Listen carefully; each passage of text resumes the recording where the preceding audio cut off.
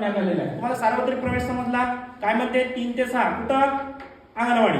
त्याच्यानंतर बघा पायाभूत शिक्षण अभ्यासक्रम हा याचे 2 विभाग दाखवले बघा. कसं आहे त्या 3 ते हा 2 विभागात मांडण्यात आले. बघा 3 ते 8 ला काय केलेलं आहे तुम्हाला एक सांगू. रुची वाचनाकडे त्याचा कल वाढेल. म्हणजे आता तो काय होत आहे अवांतर वाचनाकडे चालला. त्याला वाचनाची खूप आवड निर्माण झाली आहे. कुठून सुरुवात केली आपण मौखिक भाषा. नेक्स्ट बघा तेच जे मी बोललो ते इथं दिले आहे. याच्यामध्ये बघा 2 नंबरचा आहे का उच्चारशास्त्राची जाणीव आहे. उच्चारशास्त्राची जाणीव बरं आपल्याला उच्चारशास्त्राची जाणीव आहे का.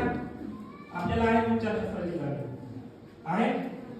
कोणाकोणाला आहे उच्चारशास्त्राची जाणीव. उच्चारशास्त्राची जाणीव म्हणजे काही नाही अ पासून ज्ञ पर्यंतचं व्याकरण. अ पासून ज्ञ पर्यंतचा काय व्याकरण. स्वर कोणते स्वरादी कोणते. 16 आणि 18 नंतर 2019 ला प्रत्येकाच्या जीवनात विद्यार्थ्यांच्या पालकांच्या शिक्षकांच्या सगळ्यांच्या जीवनात अनपेक्षित अशी एक घटना घडली. बरोबर. ती घटना कोणती.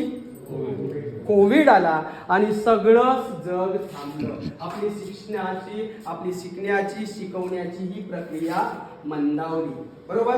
आणि त्यामुळे काय झालं की प्राथमिक शिक्षणाचा जो पाया होता प्राथमिक शिक्षण किंवा कुठलीही शिक्षण व्यवस्था काय होती ती थांबून गेली.